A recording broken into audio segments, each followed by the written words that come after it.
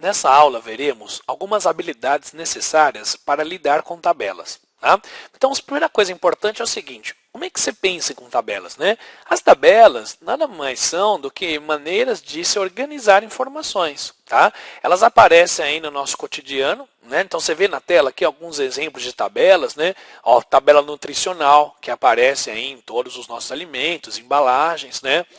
Uma tabela que mostra a porcentagem de alunos, né, que passaram num certo exame de advogados, né? Ou algumas tabelas técnicas também, né, que aparecem em indústrias, né? Só para você ver que, na verdade, as tabelas, do modo geral, são maneiras de se organizar informações utilizando linhas e colunas. Reparou, não? Todos os dados, ó, de todas essas tabelas aparecem organizadas em linhas e em colunas. Né? O número de linhas e colunas de uma tabela é a primeira coisa importante já de se analisar. Tá bom? Algumas tabelas trazem um título, por exemplo, essa tabela do meio, né? Ó, as 20 instituições de ensino que mais aprovaram em termos proporcionais. Então, quando você olha para uma tabela, é interessante você ler o título dela, né? Se tiver, para saber do que se trata essa tabela. Né? O que significam as informações das linhas da tabela. Depois, o que significam as informações das colunas dessa tabela. Né? As tabelas, do modo geral, elas são retângulos, né? Possuem linhas e colunas. Né?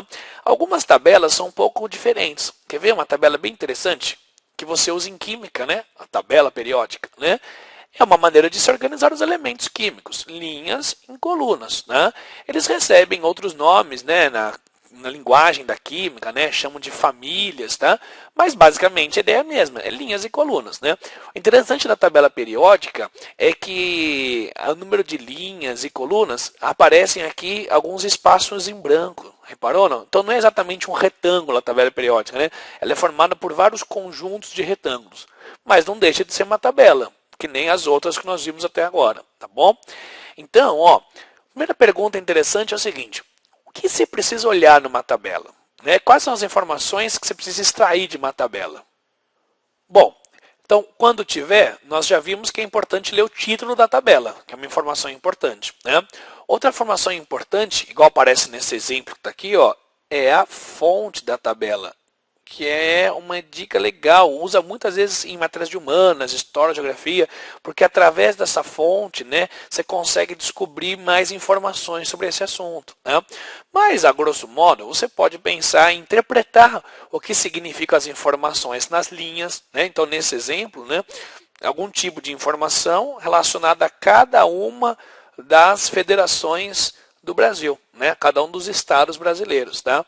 E aqui nas colunas são informações relacionadas a cada ano, ó, desde 98, 99, 2000, e isso vai até 2008. Né? 2007, 2008.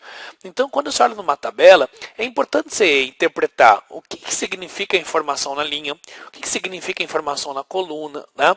Qual que é o propósito da tabela? Tem algumas tabelas que têm a finalidade de organizar as informações, somente isso. Tem algumas, por exemplo essa, que analisa e que mostra o crescimento ou decrescimento de um certo tipo de dado ao longo do tempo. Tá? Que também é uma característica importante das tabelas. Muitas tabelas trazem isso, né? Elas apresentam variações de uma informação ao longo do tempo. Tá? Só para você ver como é que você pode pensar nisso no exercício, né? De verdade. Vamos aproveitar essa tabela mesmo? Olha que legal. Uma questão caiu lá no Pará. A tabela a seguir apresenta a evolução das taxas de homicídio. Então, os números que nós estamos lendo nessa tabela, ó, são as taxas de homicídio. Ele até explica um pouco, né? Ó, é o número de homicídios em cada 100 mil habitantes. Tá? Ele continua descrevendo nas diversas unidades da federação, bem como os totais por região e nação, no período de 98 a 2008. Que são informações que você já tinha lido lá um pouco atrás, não é? Né? E aí, basicamente, a partir da tabela, ele pergunta, né, ó, com base nessa tabela, é incorreto, ou seja, ó, não é verdade, né, afirmar o seguinte.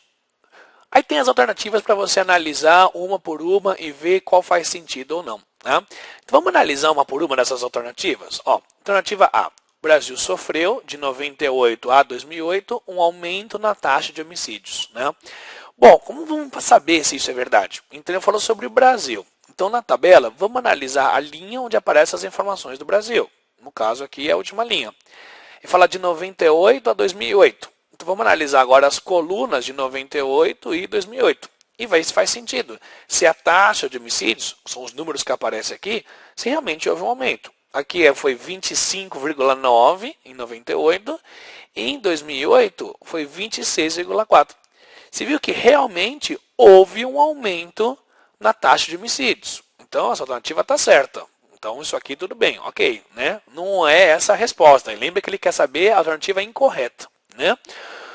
Bom, ele fala também o seguinte, ó, o estado que sofreu maior redução relativa, ou às vezes ele fala maior porcentagem de redução, foi o estado de São Paulo, né? Ele até explica que, na verdade, a última coluna que aparece aqui, aparecem as variações percentuais. Daqui a pouquinho nós vamos ver como calcular essas variações de aumento, né, ou decrescimento, né? Mas só para você ver, aqui já são dadas essas informações. Então ele fala que o que teve maior redução de homicídios foi em São Paulo, né? Vamos ver se é verdade mesmo. Ó, em São Paulo, as informações de São Paulo. Então aqui, a redução aqui, ó, foi de 62%. Você percebe que houve uma redução porque o número aqui é negativo. Então, para saber se é o maior, a ideia é saber se tem algum número que é mais negativo que 62, né? Bom, reparou? Ó, entre os negativos tem 11, tem 16, 49, aparece o 13, 3,5, 38, 39, 8, né? 11. Nenhum deles é mais negativo que 62. Então, realmente, a maior redução foi no estado de São Paulo. Tá certo, né? Bom, isso aí é verdade mesmo, então não é essa alternativa, né? Vamos ver a próxima. Ó. O estado que apresentou a maior taxa de homicídios em 2008 foi Maranhão. Então, reparou que ele fala sobre Maranhão. Então, vamos ler a linha sobre Maranhão, que está aqui, e as informações que ele está falando sobre 2008. Então, é nesse ano que ele está buscando. Então, vamos buscar Maranhão em 2008. Ó. Maranhão em 2008 foi aqui, 19,7. Será que realmente foi a maior taxa? Você percebe, ó, nos estados de baixo, Paraíba, Pernambuco, os números que aparecem aqui já são maiores que no Maranhão, né? Então isso aqui, ó, não é verdade não, né? Beleza? Isso aqui está errado essa informação, né? Como ele busca a alternativa incorreta, então o que ele está buscando aqui, o gabarito, é a alternativa C. Depois você pode até verificar, a D e a E estão corretas também. Beleza?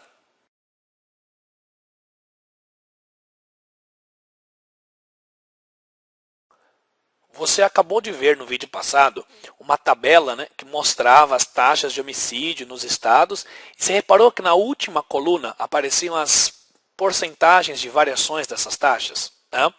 Bom, então o propósito é o seguinte, como calcular uma taxa de variação? Né? É uma questão de porcentagem, na verdade, mas é muito utilizado em tabelas. A partir de tabelas é muito frequente aparecer essas taxas de variações ou pedirem taxas de variações. Tá? Então, vamos através desse exemplo que aparece aí na tela, ver como calcular as chamadas taxas de variações, os aumentos ou decrescimentos. Né? Bom, a tabela de exemplo mostra a evolução da quantidade anual de alimentos para consumo. Então, aparecem alguns tipos de alimentos aqui, né? Arroz, feijão, farinha. E aqui aparecem alguns anos, 75 a 2003. Né?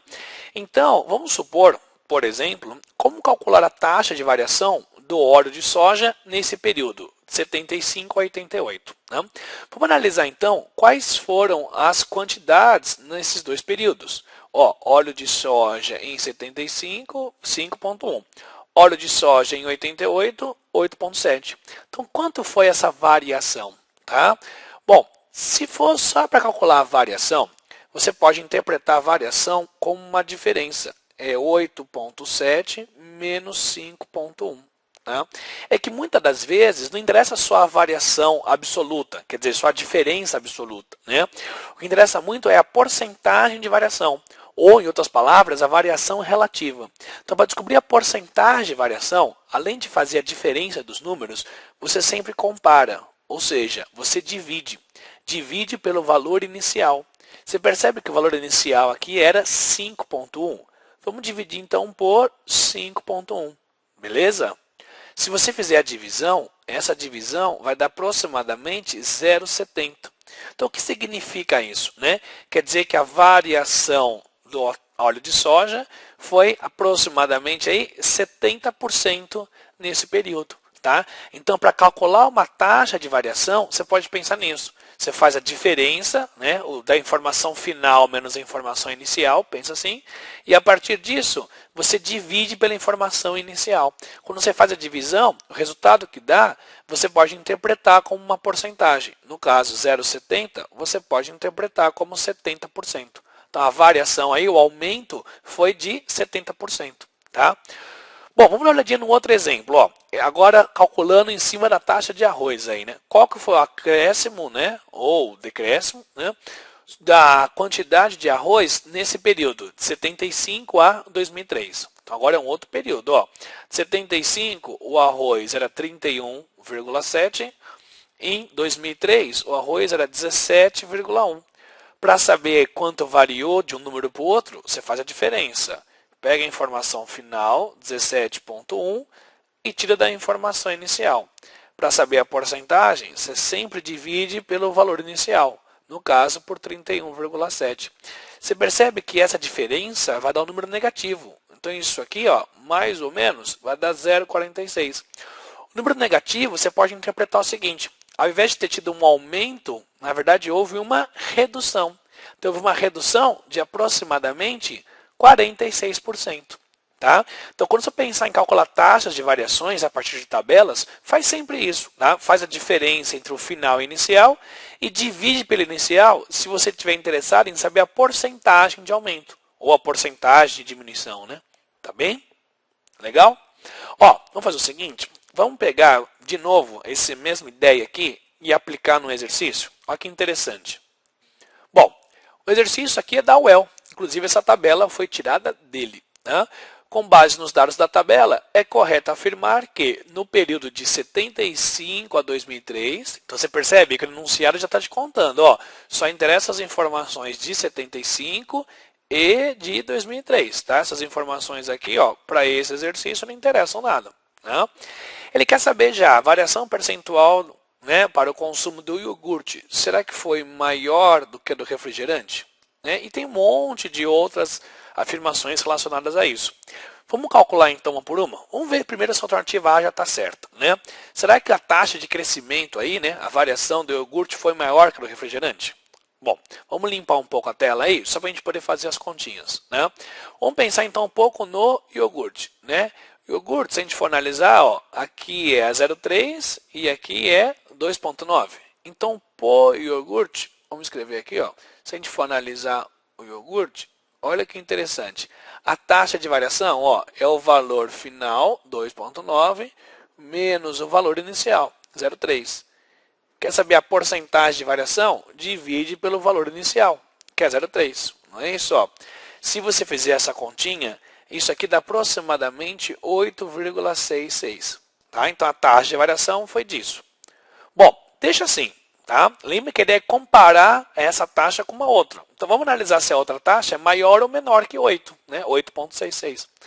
Bom, o próximo produto que ele pede aí era o refrigerante, não é? Então, vamos analisar então as informações relacionadas ao refrigerante. Ó, refrigerante em 75 foi 1,2, em 2003 foi 7,6. Então, vamos analisar essa diferença. Ó. Lembra sempre a diferença do final para o inicial, então fica 7,6 menos 1,2 e divide pelo inicial se você quiser saber a porcentagem. Essa continha, só para você já conhecer, vai dar 5,33. Você percebe que o iogurte variou muito mais que o refrigerante? Então a taxa do iogurte, a variação, né, é muito maior do que a taxa de variação do refrigerante. E aí, ó, vamos voltar no enunciado. Realmente é exatamente isso que diz a alternativa A, né? Ó, que a do iogurte é maior que a do refrigerante. Bom, então a alternativa A já é a correta. Beleza? E aí você aproveita. Como a prova é teste, se o A está certo, o resto já está errado. Né? Mas se você quiser um por um, dá para você calcular cada uma dessas taxas de variações e ver qual que está certo e qual que não está. Beleza? Fechado?